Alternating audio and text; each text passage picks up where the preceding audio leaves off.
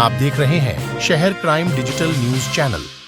Indore transport association ने बाबा महाकाल को लिखा पत्र मध्य प्रदेश परिवहन चेक पोस्ट पर हो रहे भ्रष्टाचार को रोकने के लिए और नई सरकार को सद्बुद्धि मिले और भ्रष्टाचार खत्म हो। वहीं ट्रांसपोर्ट एसोसिएशन ने बाबा महाकाल से गुहार लगाई है। पत्र को स्पीड पोस्ट से उज्जैन महाकाल को पत्र भेजा गया है, जिसमें लिखा है कि वाहन चालक और ट्रक चालक वाहन मालिकों ने प्रदेश में आने वाली सरकार को सद्बुद्धि दे।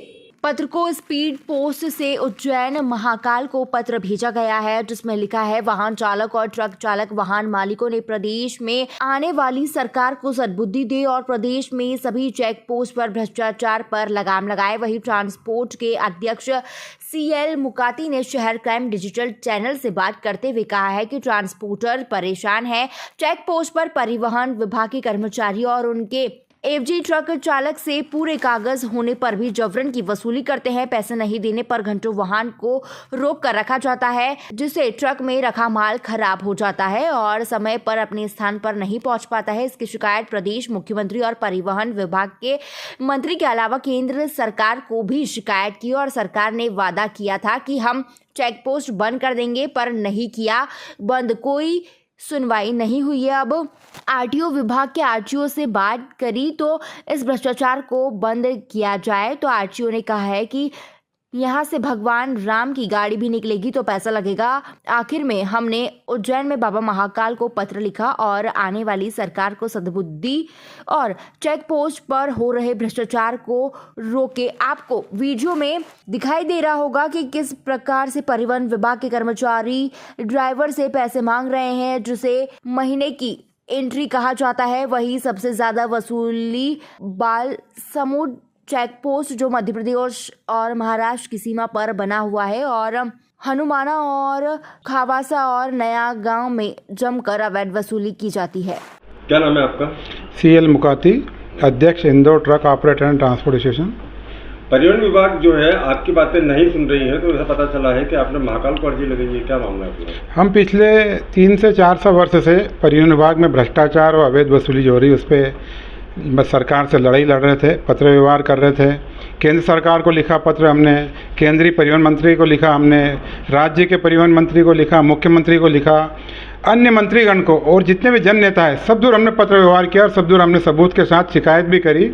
EOW में हमने शिकायत करी, लोकायुक्त में हमने शिकायत करी, वहाँ भी हमने सबूत पेश करे, मगर कहीं पे कोई कार्रवाई नहीं हो रही थी। तो जब कहीं आदमी थक जाता है या हार जाता है जब किसी लड़ाई से या किसी तकलीफ से, तो वो कहाँ जाता है? भगवान की शरण में। तो हमने सोचा कि बाबा जो है देवों के देव महादेव सबकी सुनते हैं और सबकी समस्या का हल करते हैं, तो क्यों ना हम जो है बाबा से विनती करें और उनसे याचना करें हाथ जोड़कर कि जो नई सरकार आने वाली है उसको सद्बुद्धि दे और वो सरकार आते ही मध्य प्रदेश में हो रहे हैं परिवहन चेक पोस्ट भ्रष्टाचार, गुंडागर्दी, जहां 300 करोड़ रुपए पर मंथ की अवैध वसूली होती है, जिसके कारण हमारा व्यापार गर्त में जा रहा है, हमारा व्यापार डूबता जा रहा है। और मध्य प्रदेश में गाड़ी वाले चालक भाई गाड़ियां लेकर आना ही पसंद नहीं करते हैं, क्योंकि उनके साथ परिवहन चेक पोस्ट पर अवैध वसूली के कारण गुंडागर्दी, मारपीट भी होती है। तो कई गाड़ी वाले तो बाईपास मध्य प्रदेश से होकर बाहर निकल जाते हैं, जबकि मध्य प्रदेश दिल है देश का, यहाँ से हर राज्य की गाड़ी गुजरती है। अगर इस सुगम और सरल परिवहन होगा, परिवहन चेक पोस्ट नहीं होंगे, तो निश्चित ही हमारे प्रदेश का राजस्व बढ़ेगा, यहाँ वाहनों का आवागमन बढ़ेगा, जिससे हमें टोल टैक्स बढ़ेगा, हमारे रोड पे जो व्यापारी भाई हैं उनके ढाबों पे, होटलों पे, दुकानों पे व्यापार बढ़ेगा और नई कहीं ना कहीं हमारे देश के जो प्रदेश का नाम ही उसमें होगा, प्रदेश को राजस्व मिलेगा। पर सरकार ने नहीं सुनी, तो हम निश्चित हम मजबूर होकर बाबा की शरण में गए। बाबा को हमने चिट्ठी लिखी है और बाबा से विनती करी कि आने वाली सरकार को सद्बुद्धि देना और आते ही मध्य प्रदेश परिवहन चेक पोस्ट को बंद करें, क्योंकि पिछले महीने हमारी एक all India motor transport Congress का जो प्रतिनिधि गया था उसके साथ सरकार की बैठक हुई थी और सरकार ने हमें वादा किया था कि हम 60 दिन में परिवहन चेक पोस्ट बंद कर देंगे, पर मौजूदा सरकार ने उस पर कोई अमल नहीं किया, नहीं वो चेक पोस्ट बंद करें। तो अब आने वाली सरकार को सद्बुद्धि दे और परिवहन चेक पोस्ट बंद करे, भ्रष्टाचार बंद करे और हमें जो है आज गर्त में जा रहे व्यापार को डूबने से बचाए, यही हमने बाबा महाकाल से विनती करी है। अच्छा, ये एंट्री वाला जो शब्द रहता है, जैसे इस वीडियो में आए हैं, एंट्री क्या होती है? एंट्री अवैध वसूली। अच्छा, मतलब गाड़ी वाला जाएगा तो एंट्री देगा, और एंट्री मतलब अवैध वसूली दे और गाड़ी चलाए रोड पे। मतलब सरकार ने एक तरह से वहाँ परिवहन चेक पोस्ट पर सरकारी गुंडों को बिठा रखा है वो वसूली करने के लिए गाड़ी वालों से। आप अगर मध्य प्रदेश में आना है और मध्य प्रदेश में जाना है तो आपको पैसा देना ही पड़ेगा, तभी वहाँ से गाड़ी निकल सकती। कई RTO अधिकारियों ने बीच में, हम जब वहाँ गए थे आंदोलन करने, तो उन्होंने हमें जवाब दिया कि यहाँ से भगवान श्री राम की भी गाड़ी निकलेगी तो उसे अवैध वसूली एंट्री देना पड़ेगी, उसके बिना यहाँ से गाड़ी निकल ही नहीं सकती है।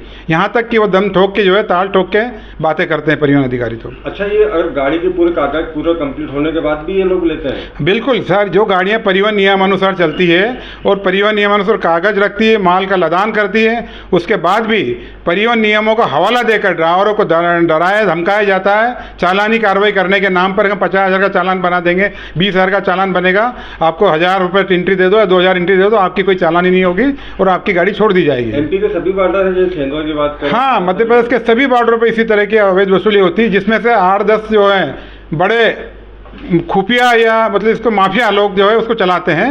वहाँ सबसे ज़्यादा अवैध वसूली होती है, वहाँ सबसे ज़्यादा परेशानी 10-12 बॉर्डरों पर। ऐसे कौन कौन से चेक पोस्ट हैं जहाँ पर ऐसे ज़्यादा सबसे ज़्यादा अवैध वसूली जैसे होती है, उसमें सबसे बड़ा मध्यस्थ का है सेंधवा का बालसमत, दूसरा नया गांव, हनुमाना, जो सिकंदरा और मुल्ताई और मुरैना, इस तरह के 8-10 बॉर्डर हैं जहाँ सबसे ज़्यादा अवैध वसूलियाँ होती है।